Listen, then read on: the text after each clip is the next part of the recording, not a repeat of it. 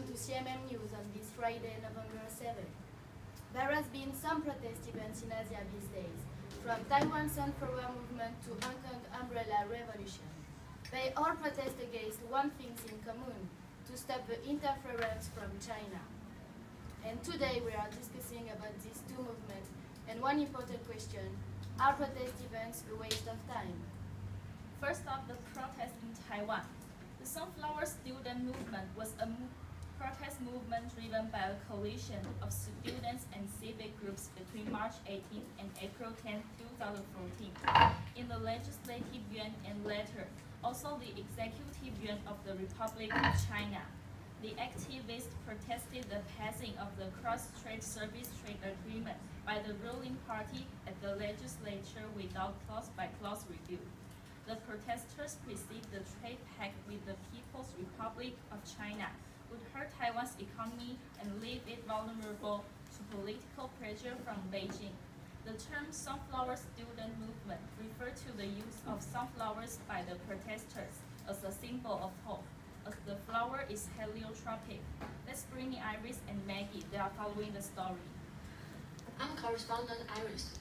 Around the Legislative Yuan, hundreds of people from Taiwan from students to elders. Students keep rallying and advocating legalizing service trade paths between Taiwan to China.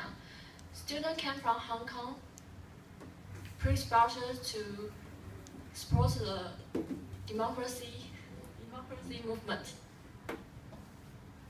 I'm Maggie. Yes, and the volunteer students are well organized on news publishment, suppliers distribution, medical support, civic conferences host, events moving direction, and anything you can imagine to carry on these movements peacefully. Thank you, Iris and Maggie. Now let's talk about the Hong Kong Umbrella Revolution.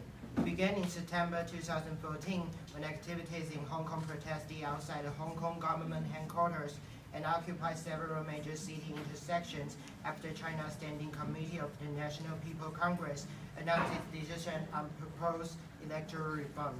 In disallowing civil nomination, the NPCSC made it clear that a nominating committee in which a composition remains subject to a second round of consultation will elect 2 to 3 electoral candidates with more than half of the votes before the general public could vote on them.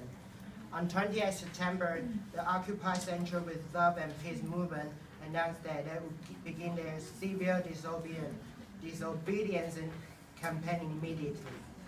Protesters blocked both east-west arterial routes in northern Hong Kong Island. Police tactics, including the use of tear gas and attacks on protesters by opponents that including child members, triggered most citizens to join the protests occupying Causeway, Bay, and Mong Kok. Now let's talk to our correspondents, Wade and Lily. I'm Wade. Hong Kong police reopened one of the city's main thoroughfare to traffic after clearing barricade erected by democracy protesters who had occupied the street in the heart of Chinese Jewel City for 2 weeks. I'm Lily. The protest had crossed traffic as a cross-Asian financial hub as demonstrators blockade of main road on both sides of the harbor. Hundreds of Hong Kong police used sledgehammers and chainsaws to dismantle pro-democracy barricades. Thank you, Wei and Lily. The Sunflower and their sympathizers partly inspired the Hong Kong new generation of activists. They demonstrate in solidarity and Liberty Square in Taipei, send Hong Kong the message of support on social media, and fundraise for flights to join their counterparts. While 500,000 peaceful demonstrators in front of the presidential office was still barely enough to make the world notice Taiwan, all eyes are on Hong Kong, and the two societies increasingly neck-worthy struggle has turned a new corner. Protest events increase the visibility of course. Protest events are not persuasive in and of themselves, but they invite persuasion, they invite change.